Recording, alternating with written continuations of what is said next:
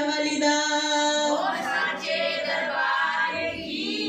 जगदिया जोता वाली माता तेरी सदा ही जय हो। श्री गुरुदेव भगवान की जय हो। जय करे वीर बजरंगी। तो मैं आपको बता रही थी, आज से 3 साल पहले हमने एक फोटो डाला था। उस फोटो के ऊपर हमने लिखा था शिव शक्ति की अद्भुत यात्रा। तो उसमें हम जमीन पर बैठे थे, किसी के यहाँ गए थे, उन्होंने आसन लगाया तो हम जमीन पे ही बैठे। और ये हमारा प्रमुख आसन है। हमें कोई बड़े दीवान पलंग सोफे नहीं पसंद।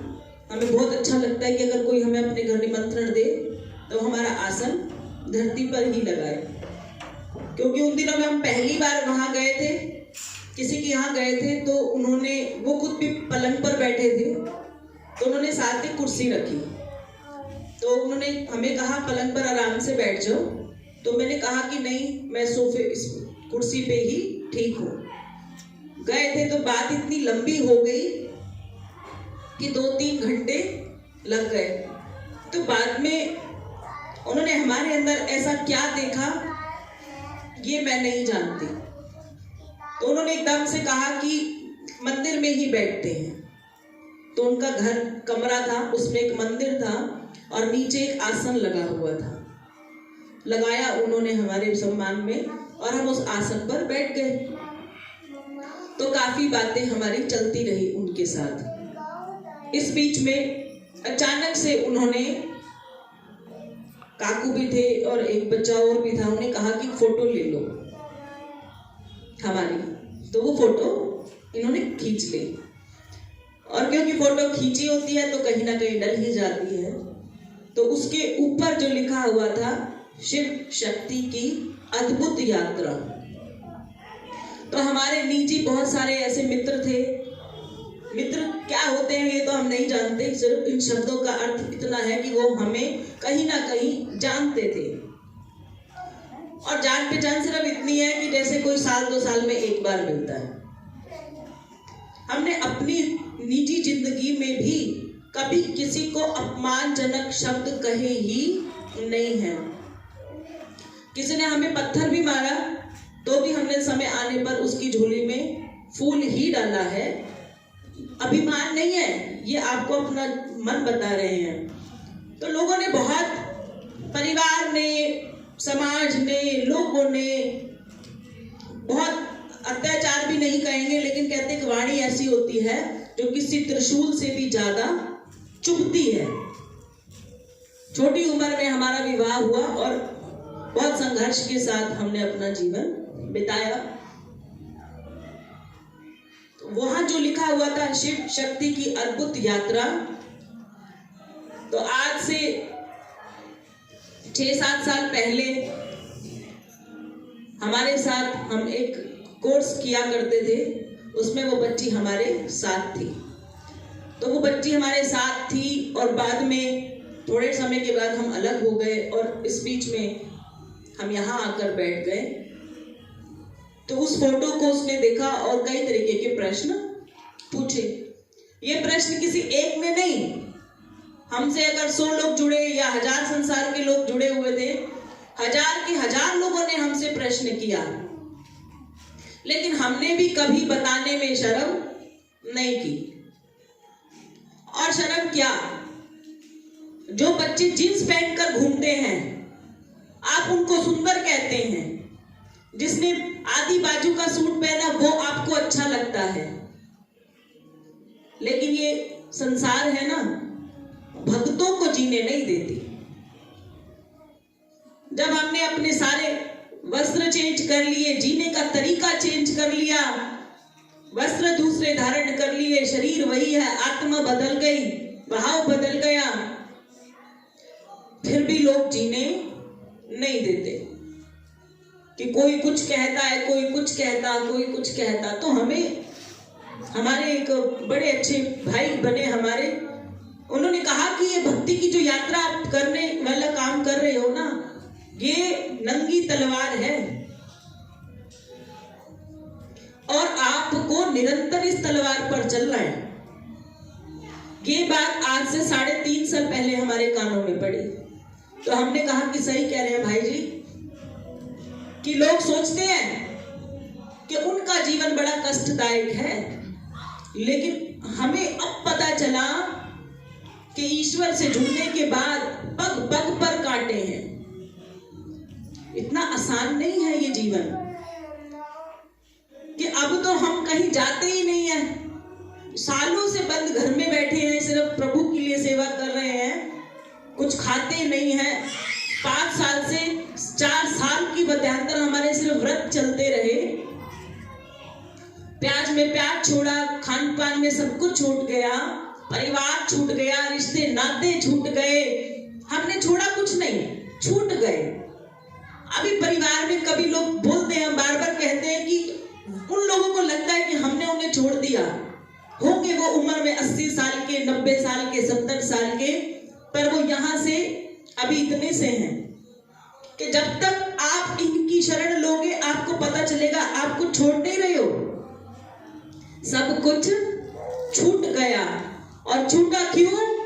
क्योंकि आपके शरीर में, आपके मन में,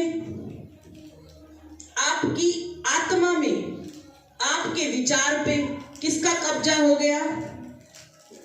आपके इष्ट का, आपके आराध्य का, परम शक्ति का, जिसने आपको चारों तरफ से घेर लिया। अब वो आपको बाहर जाने ही नहीं देगी। उससे पूछ के जाओगे, उससे विचार करोगे कि माँ मैं जाऊं, नहीं माँ हमसे बात करती होगी, पर हम तो करते हैं ना, तो हम ही बात कर रहे हैं कि हम जाएं, आपको अनुमति ले रहे हैं, लेकिन मानो कि कोई ऐसा कारण बन गया कि हम नहीं जा सके, तो हमने कहा कि शायद माँ की इच्छा नहीं है। एक जगह, 2 जगह, धीरे धीरे करते किसी की मृत्यु हो गई परिवार में, किसी का बच्चे का जन्म हो गया, किसी का कोई त्योहार आ गया, पर हमारा जाना नहीं हुआ। तो अभी कुछ दिनों पहले वो फोटो अचानक हमारे आगे आ गई, जिसके ऊपर लिखा था शिव शक्ति की अद्भुत यात्रा। तो नीचे एकदम उसमें लिखा हुआ था किसी ने कि अगर आप इतने ही ऊंचे हो गए और आप भगवान जैसे हो गए, तो सृष्टि में जो ये इतने विकराल समय आ रहा है, अब कोरोना है, उस समय 3 साल पहले जब ये वाक्य लिखे गया था तब कोरोना नहीं था, तो बच्चों के साथ इतनी आपदाएं हो जाती हैं, इतना बुरा बुरा काम सबके साथ हो रहा है, तो आप भगवान से अगर आपके ताल्लुक हो गए हैं तो आप भगवान को बोलो ये सब बंद करा दे। हो सकता है आज भी वो लिखी हुई बात हो। उस समय हमारे पास ना इस प्रश्न का उत्तर नहीं था, लेकिन कहते हैं ना कि कुएं का विचार बना लो और खोदना शुरू कर दो, प्यास बुझाने के लिए जल उधर से ही निकलेगा, बस आप गड्ढा खोदते रहो। जब आप थकोगे तो आप अपनी प्यास और न जाने फिर कितनों की प्यास उसी कुएं के पानी से बुझाने में सक्षम हो जाओगे। जब प्रभु का भाव हृदय में आया, माँ का भाव हृदय में आया, तो सिर्फ भाव था और बहुत सारा प्रेम था और कुछ भी नहीं।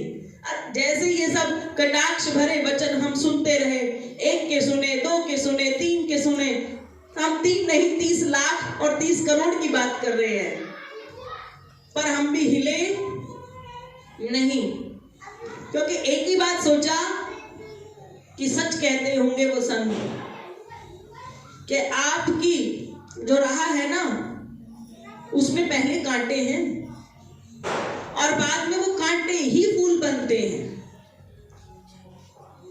तो आज भी ये जो समस्त संसार है, कोई जेल में बैठा है, कोई कष्ट कर रहा है, किसी का हो गया है, या आज भी लोग जो पाप का विचार बना रहे हैं कि हम ये पाप करेंगे, वो उसको पुण्य समझते हैं। लेकिन ईश्वर ने कहा आप अच्छा बोलो आपकी इच्छा, आप बुरा बोलो आपकी इच्छा, अच्छा करो तो ठीक आप अच्छा ना करो तो ठीक। उसने आपको ये संसार जो है ना बेटा दे दिया, लेकिन इस संसार का सुख भोगने के लिए आपको ही तय करना है कि रास्ता कौन से वाला पकड़ना है। हम पूछते हैं भैया हम दिल्ली जा रहे हैं, कौन से रास्ते से जाएं, सड़क कहाँ की अच्छी है, छोटा है या बड़ा है, ताकि हमारी जो यात्रा है वो सुखद हो जाए। क्योंकि हम क्या चाहते हैं कि हमारी यात्रा सुखद होनी चाहिए। ईश्वर क्या चाहते हैं कि हमारी भी यात्रा सुखद होनी चाहिए। पर जैसे ही आंख बंद हुई, नशा आ गया और हम गलत रास्ते पर चले गए। 1 मिनट की बंद आंख हमें कहां की कहां ले जाती है। तो मैंने तय कर लिया कि जो बच्चे हमसे आज भी कोई प्रश्न पूछता है तो वो आज भी आंख बंद करे हुए है। जब हम अंधे थे तो वो भी अंधे थे, तो अंधे अंधे भाई भाई, ना उन्हें हमारी कमी दिखाई दी और ना हमें उनकी कमी दिखाई दी। अभी क्या कि प्रभु ने इतना सा प्रकाश दे दिया तो देखने की योग्यता भी आ गई। अब हमारे में लाख बुराइयां ढूंढ लो, कोई फर्क नहीं पड़ता, क्योंकि हमने रास्ता स्वयं चुना है, कांटों वाला, उस नंगी तलवार का। क्या आप हमसे ऐसे प्रश्न अगर चाहते हैं कि हम सृष्टि का कल्याण कर दें, तो हम तो इनके चरण की धूल भी नहीं है। तो फिर या तो हिंदू धर्म ये अपना लेगा कि भगवान ही नहीं है, लेकिन ये गलत है। भगवान ने आपको कर्म बख्शा है, आपको कर्म दिया है, आप अच्छा करोगे या बुरा करोगे, और जिसके साथ बुरा होता है वो उसके कर्मों की वजह से ही होता है। तो तुम हमें क्या खुली चुनौती दे रहे हो कि हम संसार का कल्याण कर दें? प्रभु के बनाए हुए नियम के आड़े कौन आता है? कोई भी नहीं। उन्होंने ऐसा कोई रास्ता छोड़ा ही नहीं है कि हम उनके बनाए हुए रास्ते के आगे आकर खड़े हो जाएं।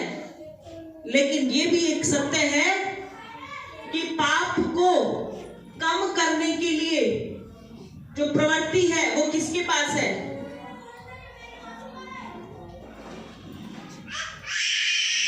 पाप कम एक ही जगह से होता है और वो मार्ग है सद्मार्ग। और सद्मार्ग के अंतिम दीवार के आगे कौन बैठा होता है? सद्गुरु। स्त्री पुरुष अच्छा बुरा नहीं, केवल सद्गुरु। भगवान ने कहा कि अगर तेरे शरीर में इतनी शक्ति है तो तू चंद लोगों को अच्छा बनाने का प्रयास कर, क्योंकि ये उन्होंने कार्य दिया है उस सद्गुरु को। तो उनमें शक्ति नहीं है कि वो भगवान के आगे आकर खड़े हो जाएं। केवल और केवल उन्होंने हमें ये मार्ग दिया। मैंने पूछा भगवान से, हम विचार कर रहे हैं कि हे भगवान तुमने मुझे क्यों बीच में डाल दिया? मैं कौन होती हूँ? आपके बच्चे और आप, तो हम कौन हैं? उन्होंने हमें कार्य दिया है। हमारे अंदर प्रभु ने, हमारे जैसे संत जितने भी अच्छे लोग हैं, अभी तो हम उस श्रेणी में आए भी नहीं हैं, केवल उन्होंने कहा कि सद प्रवृत्ति सदगुरु के पास होती है। और सदगुरु केवल क्या करते हैं? समाज का कल्याण करने का प्रयास। भागना कहाँ है? अपने हृदय में इतनी शक्ति को पैदा कर दो। नहीं है ना मेरे पास पैसे कि मैं संसार की यात्रा कर सकूं, तो मैं सबसे पास वाले मंदिर में ही ईश्वर को बुला लूं। नहीं तो इतनी दूर जाकर भी आपको तृप्ति ना हुई तो फिर क्या फायदा हुआ? यानी कारण क्या है बेटा? तृप्ति। और मैं शिव शक्ति धाम सोनीपत से ये संदेश देना चाहती हूँ कि हमारा कार्य पूरे संसार को सुधारने का नहीं है, केवल प्रयास है कि हम आपको ये कह दें कि जो अपने ईश्वर के साथ, उसके बनाए हुए नियम के साथ अगर जीवन को व्यतीत करता है तो किसी में दम नहीं कि उसका बाल विवाह का हो सके। तो आप सब क्या चाहते हैं? तो ये 3 साल पहले कहे हुए वचन थे और हम तब भी मुस्कुराने लगे और कहा कि हम समझ रहे हैं कि अभी हमारी परीक्षा चल रही है, नहीं तो मेरे साथ खाने बैठने वाला बच्चा एक ही प्लेट में खाना खाना, 6 घंटे 7 घंटे एक ही विद्यालय में रहना, और वो कह रहे हैं अगर तुम में भगवान है तो सृष्टि को बदल दो, इसका मतलब ये मित्र कहाँ था? अरे ये तो फिर भी शुक्र है ऊपर वाले का कि उसने सद्बुद्धि हमें दी और हमें क्रोध नहीं आया, क्योंकि हमें क्रोध लाना नहीं है, हमें क्रोध नहीं करना। और किसने कहा था परसों कि अब कोई लड़ता है तो हंसी आती है। क्यों हंसी आती है? क्योंकि अब हम समझ गए कि ये बेवकूफ है। जितनी देर ये डीजे पे नाच रहा है, अगर ये चंद मिनट ईश्वर के लिए नाच लेता तो न जाने कितने कष्ट इसके कम हो जाते। जितने विचार बनाकर उपाय कर रहे हैं, उससे थोड़े विचार में अगर भक्ति कर ली तो भी सुनिश्चित कल्याण हो जाएगा। हमें क्या चाहिए? कुछ भी नहीं। लेकिन अगर हमें पता चले कि आज यहाँ घूम रहे हैं, कल वहां घूम रहे हैं, 10 सत्संग थे तो 10 की 10 में जाकर अपने माथे को टेक रहे हैं, तो ऐसा व्यक्ति कहीं का भी नहीं होता, क्योंकि आपका इष्ट, आपका आराध्य एक ही नहीं है। आप सोच रहे मैं हर जगह से पालूं, आप पा ही नहीं सकते, क्योंकि कहते हैं सूखी घास होती है ना, एक तरफ सूखी घास है और एक तरफ छोटा सा शीशा है, तो कहते एक टक सूर्य का प्रकाश दिखाते रहो तो सूखी घास में भी आग लग जाती है, जबकि घास की कोई प्रवृत्ति नहीं है कि उसको जलाया जाए, मतलब उसमें आग वाली कोई हिसाब नहीं है। लेकिन उसे एक टक ऐसा बना दो कि उसमें से आग पैदा हो जाए। तो मैं पूछना चाहती हूँ, ऐसे समाज से, ऐसे अपने मित्रों से, ऐसे अपने परिवार से,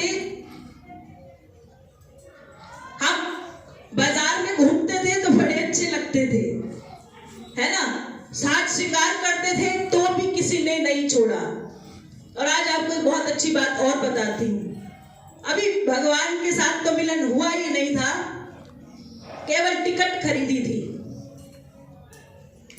टिकट खरीदी और बस स्टैंड पर खड़े हैं, भगवान के भगवत ज्ञान की बात कर रहे हैं, तो अभी उन्होंने सिर्फ टिकट पकड़ाई थी, यानी ध्यान अपनी ओर आकर्षित करा, और जैसे ही ध्यान आकर्षित हुआ हम उस बस में बैठ गए, क्योंकि टिकट खरीद ली थी, बस स्टैंड पर बैठे हैं, आगे बस है तो कुछ सूझ नहीं रहा है, तो उस डब्बे में जाकर बैठ गए।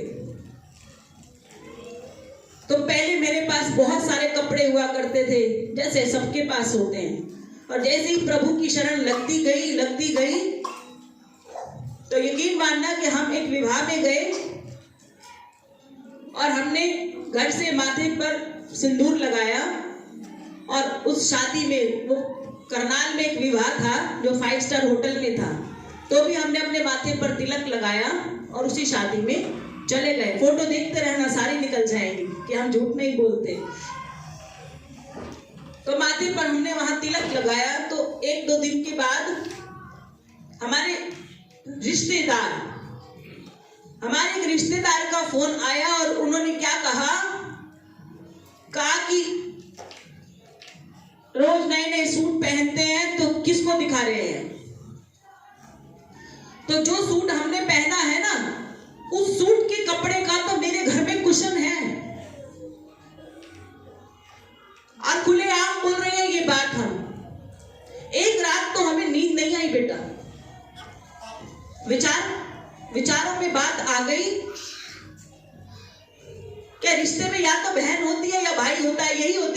से, चाहे दूर के हो या पास के हो। तो संदेशा क्या आया कि जो सूट पहनकर फोटो खिंचवाया हुआ है उस कपड़े का तो मेरे घर में कुशन है। रात भर विचार करा, सुबह उठे तो मन में बात आई, अरे कुशन तो उसके घर में है ना, मैंने तो ये खरीद के पहना है, तो मेरे लिए कुशन नहीं है, मेरे लिए ये मेरे कपड़े हैं। तब चोला तक तो पहुंचे ही नहीं है ना अभी। तो क्या पता ये भी हमारी परीक्षा थी कि गुस्सा नहीं आया, फोन नहीं करा कि तेरी क्या औकात है कि तू मेरे कपड़ों के लिए बोल सके। इतने ही अगले दिन एक और रिश्तेदार का फोन आया और उन दिनों में खुले खुले पैरलर चलते थे, तो हमने वो पहन रखा। फिर किसी से बात गोल गोल घूम के आई, अरे ये तो जो भी कपड़े पहनती है ना मेरे देख के पहनती है, कह तो जय माता। पर मैंने कहा कि अरे जब सब पहन रहे हैं तो हम पहन रहे, किसी को देख के थोड़ी नहीं पहन रहे हैं। तो हमने क्या करा, सोचा चल भाई उठा के रख देते हैं, अब क्या करें। अब पैंट पहने तो मरते हैं, जींस पहने तो मरते हैं, और प्लाजो पहने तो मरते हैं। तो भगवान से पूछा, अरे क्या पहने। ये रिश्तेदार हैं, एक प्रोग्राम करते हैं, हम लिफाफे ले लेकर अपना सारा समय इनको दे देते हैं। आधा जीवन दे दिया मैंने। जो रिश्तेदार हमसे ढंग से बोलते नहीं थे, उन रिश्तेदारों के कष्ट के समय हम अपने बच्चों को छोड़कर उनकी सेवाओं में चले गए। कह दो जय माता दी। अरे हमें कहां पता था कि वो कार्य भी हम खुद के लिए कर रहे हैं। 9 महीने का मेरा बच्चा था और परिवार में किसी का एक बच्चा पैदा हुआ, तो हम 9 महीने के बच्चे को घर छोड़कर सारी रात उसके बच्चे को लेकर हॉस्पिटल बैठे रहे। कोई नहीं करता, कहते हैं मेरा खुद का बच्चा छोटा है 9 महीने का, मैं इसे कैसे छोड़ दूं। और वो जो माँ थी और वो इतनी गहरी नींद में सोई हुई थी कि बच्चा रात भर रोया, क्योंकि हम खुद 9 महीने के बच्चे की माँ थी और दूध हमारे शरीर से उतरता था। तो हमने प्रभु से, महारानी से विचार किया कि हम नहीं जानते कौन किसकी माँ है, पर अभी हमें दूध इसको पिलाना ही पड़ेगा।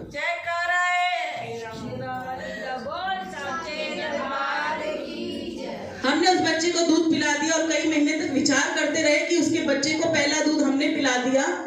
तो बस मन में विचार था, तो एक दिन बोल दिया कि ऐसे ऐसे उस रात बात हुई कि आप इतनी हालात में ही नहीं थे और आपका बच्चा रो रहा था और गोदी में हमारे था, तो हमने उसे अपना दूध पिला दिया। तो उन्होंने कहा कि कोई बात नहीं, दूध तो दूध ही है।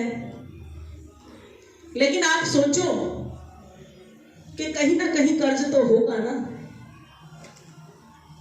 ऐसे ही करते करते हमारे रिश्तेदारों में बहुत सारे रिश्तेदार आते गए, किसी का बच्चा हुआ, हम चले गए, किसी के हॉस्पिटल में चले गए, किसी के कहां चले गए। आज हमारे साथ कौन है?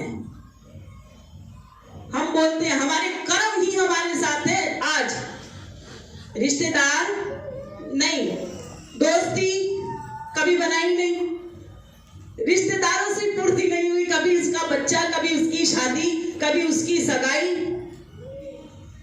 कपड़े खरीदता है इंसान, तैयार होता है, थोबड़े को चमकाता है, कई हजार रुपए लगाता है और उसी जगह से वापस आता है तो ताने तिश्ने साथ लेकर आता है ना। ये अपनी निजी जीवन की गंदी कड़वी सच्चाई आपको बता रही हूँ। तो एक दिन बैठ के खूब रोए हम, खूब रोए। और भगवान, किसके पास भगवान नहीं है? सबके पास है, भगवान की कोई कमी नहीं है। हर घर में रब बसते हैं, तो हम भी भगवान के आगे बैठ के रोने लगे कि भाई सर पे हाथ मार के करें क्या, कहां जाएं। ईमानदारी से, जब हमें अपने परिवार की जरूरत थी तो हमारा परिवार हमारे साथ नहीं था, लेकिन जब भी उनको जरूरत हुई तो हम सुबह 6 बजे, 8 बजे, 12 बजे, 2 बजे, रात के 3 बजे भी अगर किसी ने फोन करा तो हम फटाक से उनके यहाँ हाजिर हो गए। तो ये कर्म है। और आज कोई नहीं है, चाहिए भी नहीं है, इसलिए मुंह पर बोल रहे हैं सबको कि हमें कोई नहीं चाहिए, हमें कोई निमंत्रण देना ही नहीं, हमें किसी का निमंत्रण नहीं चाहिए। अगर निमंत्रण दे तो याद रख कर देना कि अब हम इसके अधीन हैं। तो कार्ड पर भी कहा कि हमें हमारा नाम नहीं चाहिए, इसका चाहिए।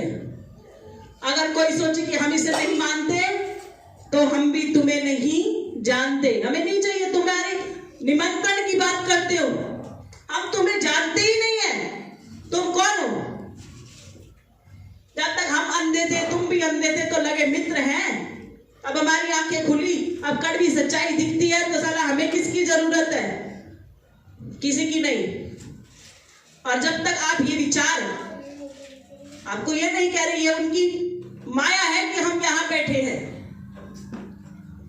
और न जाने ये किस जन्मों की उनकी, हमारी क्या पता, हमारी कोई इच्छा ऐसी रही हो कि हम दिन रात मांगते हो कि तेरी सेवा दे दे। तो अब कोई कहता है अब कोई अच्छे कपड़े पहनो, कि अब लहंगा पहनो, अब प्लाजो पहनो। अरे भाई, मैंने वो पहन के देख रखा है कि समाज में नागे साधु की इज्जत तो हो सकती है, लेकिन ढेर सारे कपड़े पहनने वाले को कोई नहीं पूछता। नंगे पैर चल दिए तो शायद कोई पैर छू दे, और 2500 की चप्पल पहन के चल दिए तो कोई नहीं जानेगा आपको। तो क्या है? प्रेम है ये। और अभी किसी को कहने की जरूरत नहीं है। तो हम किसी समाज को नहीं सुधारने के लिए आए हैं। हम तो आज भी केवल अपने जो हमारे शरीर के अंदर है ना, जो शरीर की बेटा सेवा करता है वो पशु होता है। आपने देखा ना शरीर को कैसे लोग चाटते हैं। जो जीव होता है, चाहे आप गाय को ले लो और चाहे कुत्ते को ले लो, चाहे किसी को भी ले लो, वो चाटता है ना अपने आप को। अंदर उसको नहीं पता उसकी क्या है, पर वो चाटता है। तो वो कौन है? पशु है। अपने शरीर को भी जरूरत से ज्यादा चाटने लग गए तो पशु और आप में भी कोई अंतर नहीं है। कह दीजिए। अब शरीर से मन हट गया तो फिर कहां टिका? आपके मन पर। और मन कहां है? मन से इंसान क्या बनता है? मन से इंसान मनुष्य बनता है। शरीर से प्रेम करा तो पशु, और मन से जुड़ गए तो मनुष्य बन गए। तो हमें पहले क्या बनना है? मनुष्य बनना है। भक्त बनेंगे कि साधक बनेंगे कि साधु बनेंगे कि कौन बनेंगे, उसकी जरूरत नहीं है। पहले तो हमें एक अच्छा मनुष्य बनना है। और अच्छा मनुष्य भी ना बने तो कोई फायदा होगी? भाई किसी की सरकारी नौकरी मैं क्या जानूं, मेरे घर तो कोई मुझे खिलाने आया नहीं। यही है इनकी है सरकारी नौकरी, सारे संसार को खिला रहे हैं। तो हम तो इन्हीं यही सरकारी नौकरी वाले, और हम इनके झाड़ू पोछे करने वाले हैं, इनके ही सेवादार हैं। हमारे को और कुछ नहीं चाहिए। जब इनकी तनख्वाह आएगी तो भूखे हमें भी वो भूखा नहीं छोड़ते। उन्हें पता है हमारे पेट में कितनी भूख है। और जब आपका ध्यान मनुष्य तत्व पर आ गया कि आप एक अच्छे मनुष्य बनोगे, तब आप सोचना कि संसार में अब आपकी जीने की शुरुआत हुई है। अब आंख खुली है, सिर्फ आप जिंदा हुए हो। अब वो उसने 5 साल की उम्र में हो या 50 साल की उम्र में हो या कई जन्म लेने के बाद आपको ये अकल आए, तो इतने जन्म आपने अपनी योनियों को व्यर्थ गवा दिया। आपके पास कुछ भी नहीं है। उसके बाद हमारा आता है आत्मा। आत्मा में क्या बसता है? विद्वान। जब हम अपने अंदर आत्मा तक पहुंचते हैं ना, तो हमारा विज्ञान, जो हमारा विद्वानों के पास जो विज्ञान है, वो जागृत हो जाता है। तभी हम किसी कोई हवन करते हैं, कोई जाप करते हैं, तो वो पिछले जन्मों से चला आ रहा है। और जब उनका आत्मा से संबंध जुड़ता है तो ज्ञान की उत्पत्ति हो जाती है। तो ज्ञान से ही पता चलता है ये वेद है, ये ज्ञान है, ये सारी चीजें हमारे आगे आने लग जाती हैं। तो जितने भी विद्वान हैं आज के समय में, उनकी कई जन्मों की यात्रा है, तो वो उस दिन तक आज की श्रेणी में वहां पहुंच गए। और अब आता है हमारे शरीर के अंदर अति सूक्ष्म आत्मा। अति सूक्ष्म आत्मा।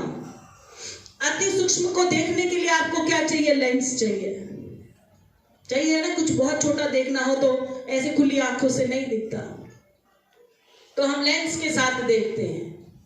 लेकिन अगर अपनी ही सूक्ष्मता को देखना है तो हमें अपने लिए लेंस की जरूरत नहीं पड़ती। और वहां क्या है? वहां है संपूर्ण ज्ञान। संपूर्ण ज्ञान। अब आपको किसी की जरूरत नहीं है। कभी कभी हम हवन कर लेते हैं कहीं बैठ के या कहीं छोटी सी पूजा करते हैं तो वीडियो में देखने वाले बहुत सारे सिद्ध पंडित महात्मा पूछते हैं इनको कौन सा हवन करना आता है? सच में भी नहीं आता। कह दो जय माता। लेकिन अति सूक्ष्मता से अग्नि को प्रज्वलित करते हैं तो देख लेते हैं कि प्रभु का वास आज यहाँ है कि नहीं है। आभास हुआ अगर तो फिर हमें कोई डर नहीं है। चाहे हम उल्टी सीधी उल्टी आहुति डाल देंगे, प्रभु तूने बिठाया, मैं खुद तो यहाँ आई, मैं नहीं आई हूँ यहाँ, ये सेवा भी तुमने दिया, अब तुम्हें देख लो भैया कैसे क्या कराना है। तो कभी कभी कोई कहते हैं कि पहले हवन करते थे तो ये नहीं डालते थे, भैया हम भी नहीं डालते थे, हमें भी अभी पता चला कि ये डलवाना है। तो ये शरीर है, हमारा जीवन है, ये 4 श्रेणियों में बटा हुआ है। अब हमें क्या पता हम बेटे कौन सी श्रेणी में हैं। लेकिन एक बात तय है कि ये जो हमें शरीर मिला है इसके भीतर अति सूक्ष्म शरीर है। और इसी बात से कहते हैं कि आपने हनुमान जी की काया को तो जाना है। कहते हैं कि हनुमान जी बहुत बड़े हैं, बहुत शरीर उनका बड़ा बड़ा है, बहुत डोले हैं उनके, है ना, ऐसी काया बताई गई है, अद्भुत है, बहुत लंबे चौड़े हैं, उनकी छाती बहुत चौड़ी है। अक्सर अगर हम किसी अखाड़े में जाते हैं तो हम वहां देखते हैं कि वहां प्रभु का आसन लगा होता है। कहते हैं क्योंकि हम आपके जैसा बल चाहते हैं, आपके जैसा बल चाहते हैं। कैसा बल ये नहीं पता, बस वो सोचते हैं ताकत की बात हो रही है यहाँ। आप भी ऐसे इधर उधर उठा के सबको फेंक देते थे, पेड़ उखाड़ दिए, तो जितने अखाड़े में लोग हैं वो सोचते हैं कि हमारे में भी ताकत आ जाए। अगर इनकी जगह केवल अखाड़े में होती तो मंदिर में क्या कर रहे थे? कहते जय माता। तो ये जो बल की बात उन्होंने कही कि आप बड़े अद्भुत हो, कहीं आपका जो काया है इतनी विशाल हो जाती है तो कभी कभी आप लंका में जब प्रवेश करने लगे तो अति सूक्ष्म होकर उन्होंने प्रवेश किया। आप सोचो इतना बल था तो 5-7 थप्पड़ भी किसी को लगाते तो वो आड़े नहीं आते, सब चले जाते। तो उन्होंने कहा कि हमें लड़ना नहीं है। प्रभु ने कहा कि लड़ाई कैसी, केवल अति सूक्ष्म होकर लंका में प्रवेश कर लो। जीत किसकी होगी? घुसने वाले की। बाहर वो लंकानी बैठी थी बाहर द्वार पे, उसे पता है उसको इसलिए बिठा रखा है कि कोई भी अंदर प्रवेश ना कर सके। वो लंकनी कौन है? सही और गलत का ज्ञान का उसने पाठ पढ़ाया कि तुमने गलत किया। हनुमान जी को जब देखा उसने कहा कि इतने छोटे बनकर क्यों अंदर घुस रहे हो? मेरा कार्य क्या है कि मैं कुछ भी गलत बर्दाश्त नहीं करती। तो बालाजी महाराज ने खींच के थप्पड़ मारा था उसे और कहा कि तुझे मेरा सही और गलत दिख रहा है। जब रावण सीता को लेकर आए थे तब तुझे सही गलत नहीं दिखा था? किसी स्त्री का हरण कर कर अंदर तक घुसा तो आगे कौन बैठा था? तू बैठी थी। और तूने उसी दिन ही प्रहार करा होता तो मुझे यहाँ आने की जरूरत नहीं थी। बात फिर वही आ रही है कि अगर आप ही सही गलत का निर्णय अपने जीवन में आसानी से ले लो तो भगवान को अति सूक्ष्म होकर आपके जीवन में आने की भी कोई जरूरत नहीं है। तो लंकनी को थप्पड़ लगा तो होश भी आया कि सच में पता चला कि गलती मेरी ही है। मैंने रामायण नहीं ढंग से पढ़ी हो सकता है, पर जितने शब्द पढ़े उसी का ही ज्ञान मैं आपको दे रही हूँ। तो हमारे भी अंदर अति सूक्ष्म रूप से भगवान प्रवृत्ति का वास है। अब कोई बोलता है इतने बड़े भगवान हैं, किसी के शरीर में आएंगे तो शरीर फट जाएगा। यानी भगवान एक वृक्ष में आते हैं, वृक्ष नहीं फटता है ना। प्रसाद में आ जाते, कभी सेब को चिरते हुए देखा है? इतना सारा भोग लगाते हैं, या तो भैया तय कर लो कि खाते ही नहीं है। और इनके इतने पास आकर प्रसाद में रत्ती भर निशान नहीं पड़ता, तो उन्होंने हमारी भी तो उसी काया को बनाया है, वो हमारे भी काया को खराब कभी भी नहीं करते, बल्कि उसे और सुंदर बना देते हैं। अब आपको आधा किलो सेब दे दूं तो कहीं भी रख दोगे, मगर एक सेब जो भगवती के चरणों से उठकर आपके पास आएगा, उसे आप अपने आंचल में समेट लोगे। कह दो जय माता दी। तो हमें भी वही सेब और प्रसाद समझो जो उन्होंने अपने चरणों से लगा रखा है। इन शब्दों को आप वही हलवे की मिठास को समझो कि आप वो खा रहे हो और आपके मुख में मीठा जा रहा है। तो क्या आपको लगता है कि हमारे वजह से आपके जीवन में कोई आघात हो जाएगा? भोलेनाथ है, उन्होंने एक ही चीज सिखाई कि भाई सबका कल्याण करने का विचार पैदा करना है। एक बार सूझबूझ देनी है उसे कि तू सुधर जा, अच्छा हो जा और अच्छा हो जा। अगर वो अच्छा नहीं होता तो मेरा काम खत्म। ये तो इतना बड़ा संसार है, अगर 10-12 भी सुधार आ गए और हम मर भी गए और जब तुम्हारी जाने की बारी आई तो भगवान देख लेगा, खुशबू आ जाएगी कि तुम उन्हीं की ही संतान। कुछ तो गुण लेके ही जाना है ना बेटा। अगर हमने कोई भी गुण नहीं लिया तो फिर मेरा क्या बिगाड़ा? कुछ भी नहीं, क्योंकि मेरा कार्य केवल प्रयास करने का है। आपको ठोक ठोक के सुधार करने का बिल्कुल भी मेरा काम नहीं है। तो इसलिए मैंने लिखा था, मैंने कहाँ लिखा था, तभी भी वो ईश्वर भाव था कि लिखा कि शिव शक्ति की अद्भुत यात्रा। सुंदर यात्रा नहीं लिखी थी कि बड़ी सुंदर यात्रा है, मंदिर में बैठेंगे, सेब केले आएंगे और हम खाएंगे। अद्भुत लिखी, अद्भुत में सब कुछ आ जाता है। ये परमात्मा की जो भगवत आप पढ़ सुनते हो, भगवत कथा है कि भगवान की जो प्रक्रियाएं हैं, भगवान की जो क्रिया है, भगवान का जो इतने सालों में उन्होंने पहले जो लीलाएं रची थी उसका गुणगान। अब उसे आप भगवत कथा समझ के पढ़ो। और अब हम क्या कर रहे हैं? अब भी हम भगवत कर रहे हैं, यानी भगवान की बातें ही असल में भगवत कथा है। और इसलिए परमात्मा ने क्या कहा कि जो भी भगवत कथा में शामिल होता है संपूर्ण ज्ञान उसे आ ही जाता है। क्योंकि हम कितने अध्याय पढ़ लेंगे पर पढ़कर समझेंगे ही नहीं तो उसे पढ़ने का भी कोई फायदा नहीं है। तो हमने खुद ही ये देखा कि कोई कहता है कि अब हम दिखते नहीं है, अखबारों में हमारी फोटो आती है। कह दो जय माता दी। अरे सोचा कहीं दूर दूर से मिल भी जाते हैं तो कटाक्ष का एक शब्द भी कोई ना कहे, रहता ही नहीं है। पर अब हम भी पूरे सरसों के तेल से लिपटे हुए हैं, कुछ भी रुकता नहीं है। अरे कह दो, फिर यही सोचते हैं कि हमें कहकर तुम्हें मिलेगा क्या? कुछ भी नहीं, तुम्हारे मन की शांति। पर तय तो करो कि आधे घंटे बाद तुम्हारा मन शांत हो गया। किसी और को अगर कटु वचन बोलते हैं तो जो पीड़ा उस व्यक्ति के हृदय को होती है ना, 2-4 दिन में वो पीड़ा आपको और आपके परिवार को भी भोगनी पड़ती है।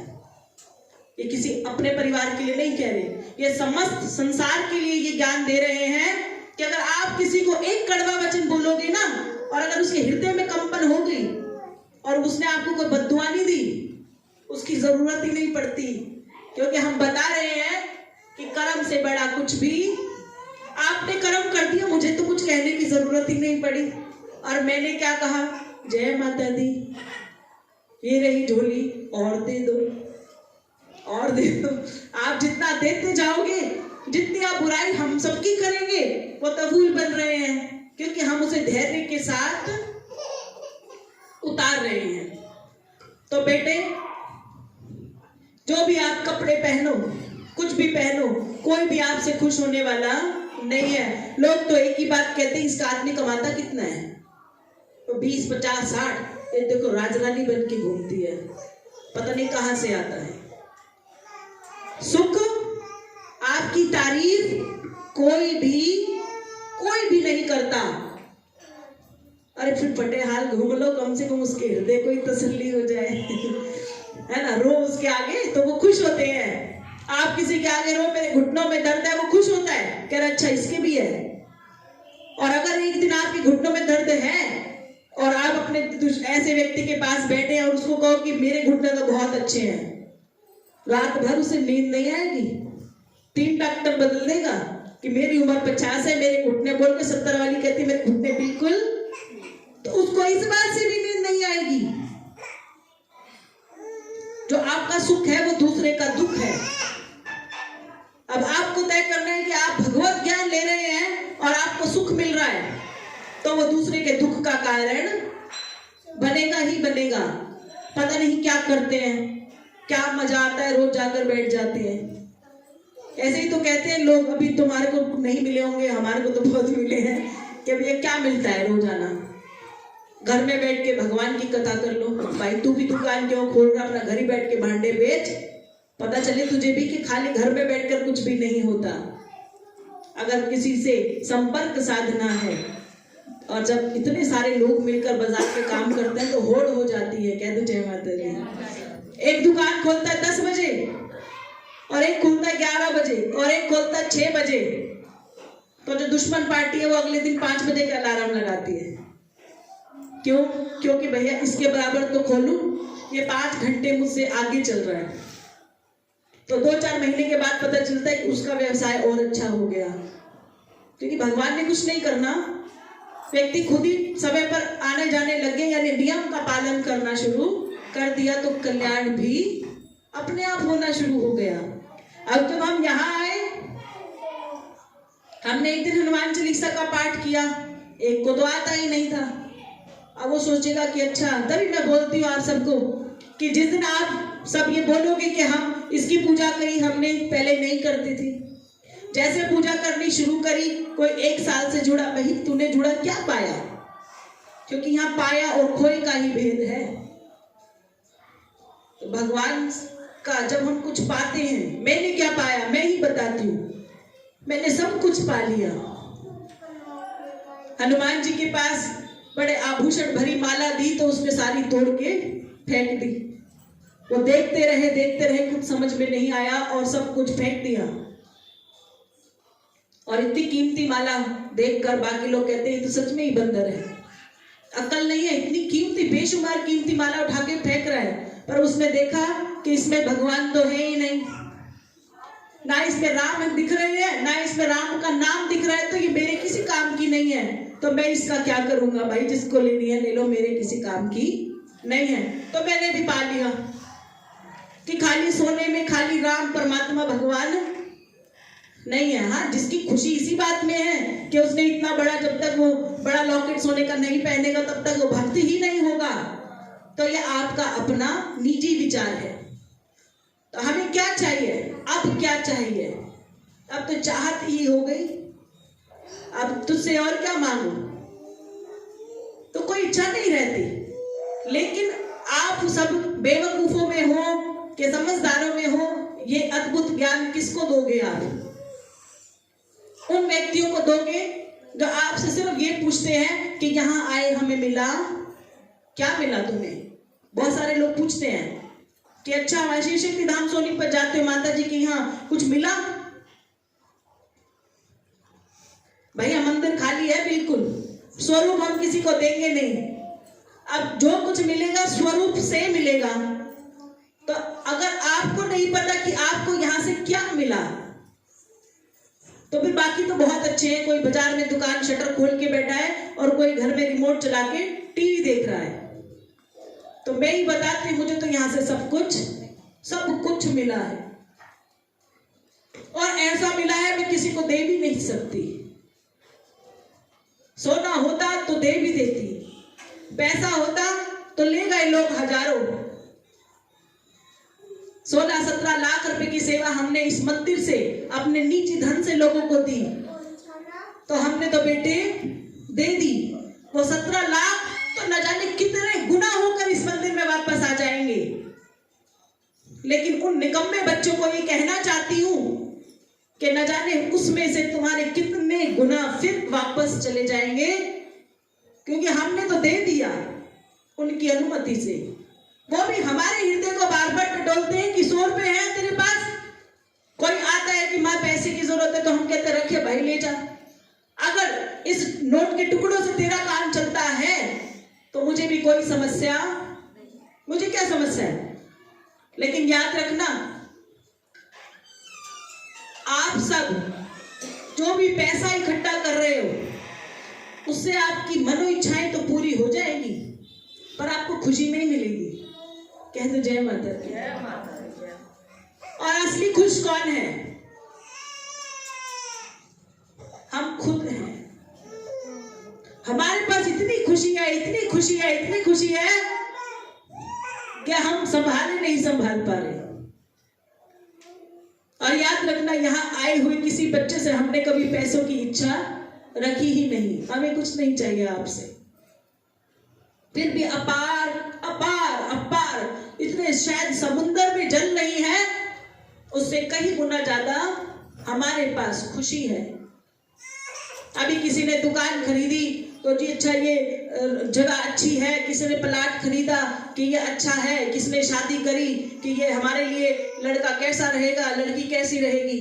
ये तुम तब पूछ सकते हो जब तुम अंधे हो, तुम्हें कुछ दिख नहीं रहा है।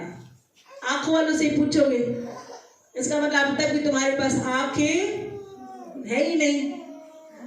और हमें एक बार किसी ने कह दिया कि आपके मंदिर का जो है वास्तु थोड़ा खराब है। कह दो जय माता दी। हमने तो एक ही बात कही, भैया वास्तु भी इसका, खराबी भी इसकी, और बर्बाद भी हुए तो तेरे नाम के साथ होंगे तो भी गम नहीं है। हमारी इज्जत भी तेरी है और हमारी बेइज्जती भी अब तेरी है। अगर पैसा आएगा तो तेरा है और नहीं भी आएगा तो तेरा है, तो फिर अलग क्या है? हमने अलग कुछ भी छोड़ा नहीं है। कह दो जय माता दी। आज ऐसे पाठ करते करते विचार आया कि छोटा सा जब बच्चा माँ के गर्भ में होता है ना, तो उसका अपनी कोई क्रिया नहीं होती। समझना बड़े बड़े भाव से, ये कहीं लिखा नहीं है, हम खुद बता रहे हैं। कोई क्रिया होती है उस बच्चे की? नहीं। माँ ने दूध पिया, बच्चे को दूध मिल गया। माँ ने जूस पिया, बच्चे को जूस मिल गया। बच्चे की ग्रोथ नहीं हो रही तो किसे खिलाते हैं? माँ को खिलाते हैं। चक्कर आ रहे हैं, माँ को जूस दो। हीमोग्लोबिन चेक करा, बच्चे की आकृति थोड़ी कम है, बच्चे माँ को डबल जूस दो। एक बार सुबह अनार का दो, शाम को फिर दो, रात को फिर दो। थोड़े दिनों के बाद डॉक्टर से चेक कराओ, कहते हैं कि बच्चा अब ठीक है, यानी उसकी माँ भी ठीक है। कह दे जय माता। सुन के मजा आया? तो हम अलग कहाँ हैं? तो ये तो हमें को तय करना है कि हम आज भी अपने नाड़ू और इसके नाड़ू से बंधे ही हुए हैं। स्वीकार किसे करना है? हमें करना है। हम क्या सोच रहे हैं? हम सोच रहे हैं कि जो मेरा बच्चा है ना, मैं उसको पिला पिला कर उसकी हीमोग्लोबिन और अच्छा कर दूं। 10-12 दिन का बच्चा पैदा होता है ना, तो भी माँ को खिलाते, कहते उसके दूध से इसके अंदर तत्व आएगा, या डायरेक्ट उसे पिला देते हैं। पिला के देखो, बच्चा हफ्ता भी नहीं चलेगा। अपने हृदय को तय करो। आप उसी 5 महीने के बच्चे जैसे हो जाओ जिसने भी जन्म भी नहीं लिया।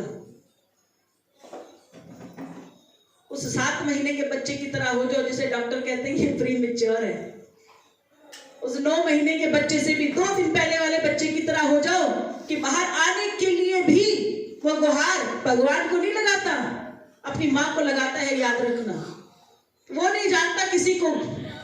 उसे तो इतना पता है कि जो मुझे दूध दे रही है, बच्चे को खाने की इच्छा होती है ना, तो भाव माँ के मन में आ जाता है, भाई मुझे ये खाना है, तो वो खा लेती है, तो उस आज की तृप्ति उसकी हो गई। तो उस बच्चे का आसन भगवान कौन है? माँ है। कौन सी मूर्ति पूजा, कौन भोलेनाथ, कौन सी संप्रदाय, क्या कितना भोला भाव है उस बच्चे का कि जब वो बाहर निकलने का भी प्रयास करता है तो जब माँ बड़ी जोर जोर से प्रसव में आवाज लगाती है तो उस बच्चे को वो आवाज सुनाई देती है। और वो बच्चा मन में क्या सोचता होगा? वो सोचता होगा कि मैं संसार में आ रहा हूं, बाहर कितनी लड़ाई हो रही है। कह दो जय माता दी। तो जब अंदर से जब तुम चीखे मारते हो ना, तो वो जो छोटा सा बच्चा है उसके मन में ये विचार आता है कि मैं कैसा जीव हूं कि मैं बाहर आने से पहले जो माँ मुझे इतने दिनों से खिला रही थी, आज वो चीखे मार रही है। वो खुश नहीं हो रही कि मैं माँ बनने वाली हूँ, या मेरे साथ मेरी संतान जो है अब मेरे साथ रहेगी। वो दहाड़े मार मार के रोती है।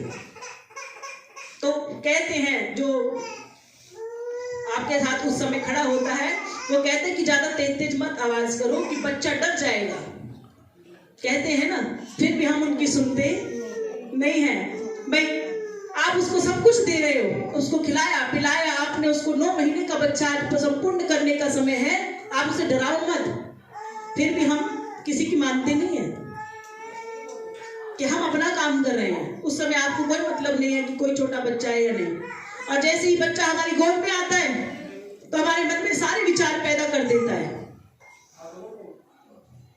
अब हमारा है, अब ये मेरी संतान है, अब ये दूध, ये पानी, ये सामान, ये दादा, ये दादी, ये पोता, ये रिश्तेदारी, सब कुछ। फिर तुम बताते हो अरे हमने तो ईश्वर गुरु जी को अपना रखा है ना, ये तो बैड वाली माता है, ये तो गुड वाली माता है। हमें कौन से भगवान को अपनाना है? हम तो सदियों से बालाजी जा रहे हैं। भैया उठाओ कमंडल, चलो बालाजी, आज हम केदारनाथ चलते हैं, चलो केदारनाथ। हम खुद ही, वो तो आपको ही मां मानकर अपना भगवान मान रखा था। उसमें तो आपने ही बाहर लाकर ये विचार बनाया कि कोई और है, तो उसमें भी आप डिस्ट्रीब्यूट कर देते हो कि ये है, कि ये है, कि ये है, कि ये है। पर मैंने कहा, तो सिर्फ मेरा इतना सा भाव हुआ कि प्रभु आज सिखाओगे तुम और लगेगा आपके बच्चों को। उस माँ को हम कह रहे हैं कि अब हमें भी उसी गर्भ में शामिल कर लो। आप तो इतनी सृष्टि की मालकिन है, तो आपका गर्भ छोटा नहीं है जिसमें 50 साल का या 70 साल का या 100 साल का बच्चा भी ना आ सके। क्यों सोचते हो कि तुम बड़े हो गए? क्यों सोचते हो कि तुम्हारा अपमान हो रहा है? क्यों सोचते हो? छोटे से बच्चे को आप रास्ते में नीचे धरती पर छोड़ दो, उसे बुरा नहीं लगता।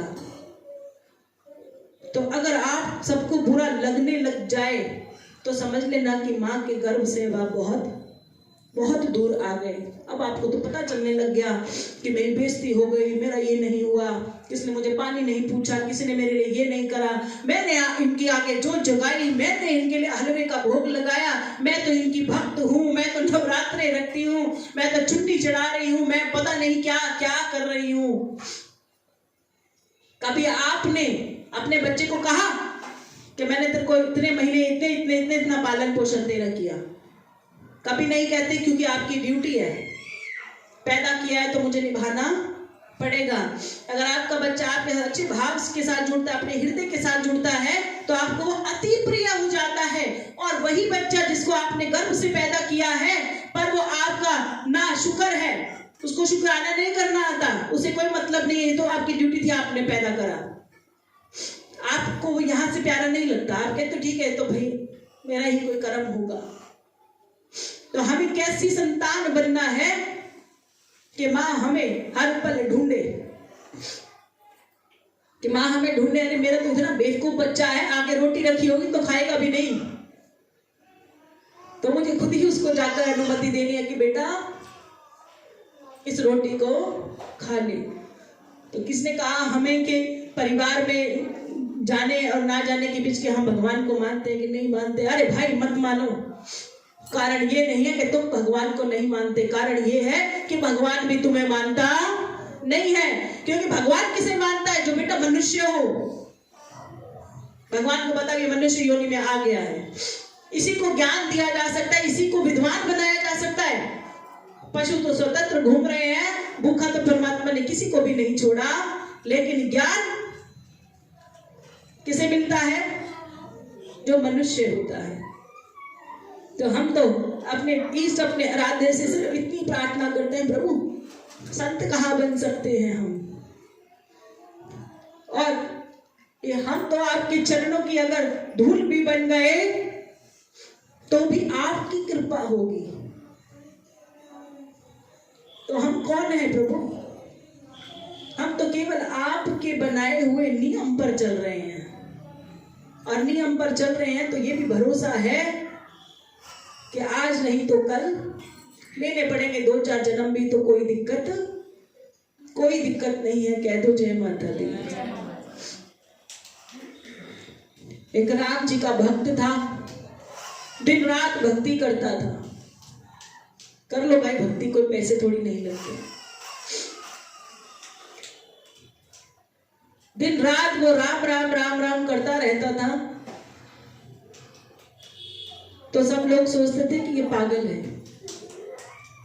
तो जैसे ही मंदिर में वो घुसता था ना, तो सब उसका मोटा पकड़ के उसे बाहर छोड़ देते थे, कहते तू बाहर बैठ, क्योंकि नहाया नहीं है, गंदे कपड़े पहन रखे हैं।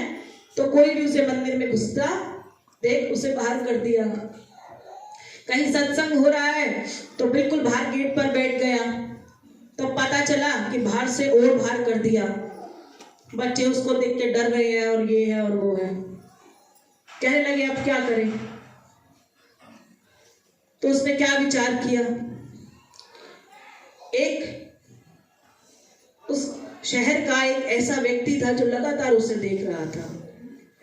तो एक दिन उसने उसकी बाजू पकड़ी और अपने पास बिठा लिया और उससे बातें करने लगा। उसने कहा कि तुझे किसने मारा है? तो उसने कहा नहीं। तो कहते तू ये मरा मरा मरा मरा मरा मरा क्यों करता रहता है? अगर तुझे इस शहर में किसने मारा है तो मुझे बता, और तुझे कोई भी तकलीफ हो तो भी तो मुझको ही बताना। तो उसने कहा कि मुझे कोई तकलीफ है ही नहीं। उसकी इतनी सूझबूझ भरी बातों को सुन के उस व्यक्ति को लगा ये पागल नहीं है।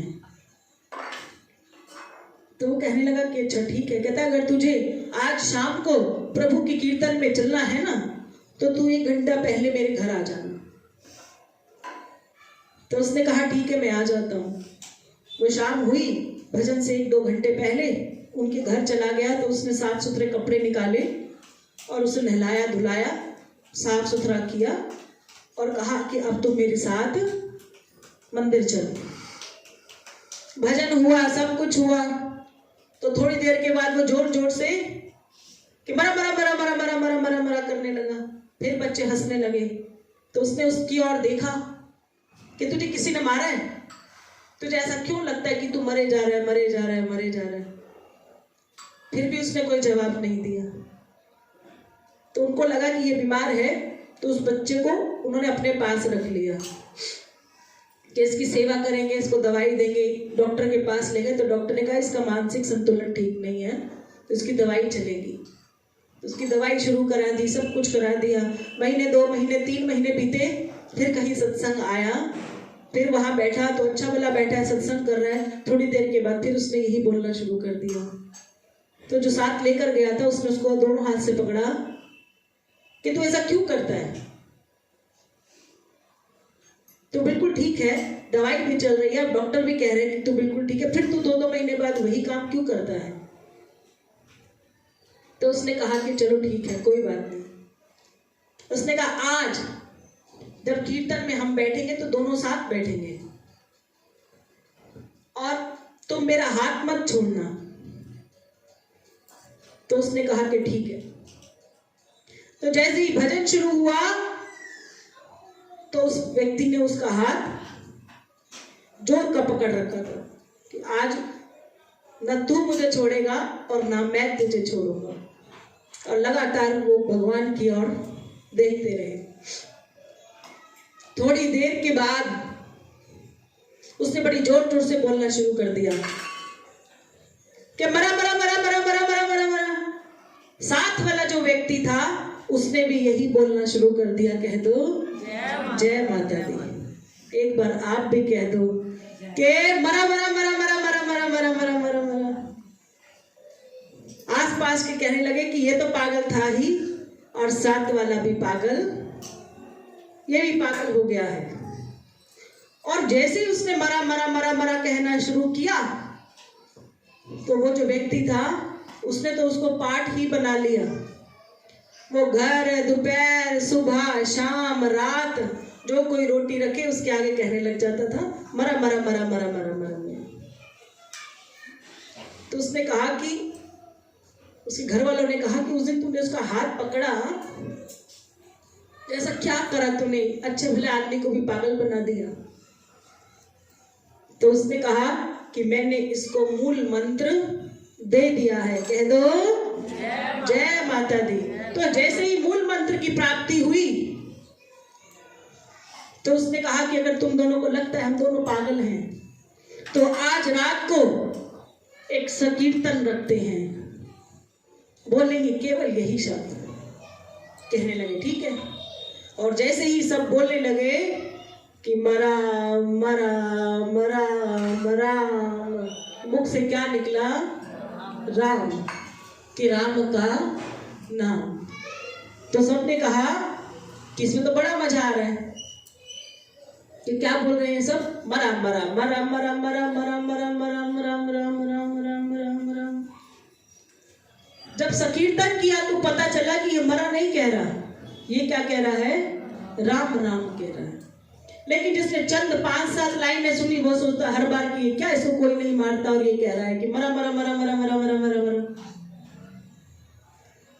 आनंद आ गया सबको कि पता चला कि ये राम नाम की माला को जप रहे हैं। तो कहा कि ये काम सीधे सीधे नहीं कर सकते थे, अपने आप को पागल बना रखा था, सबकी गालियां खा रहे थे।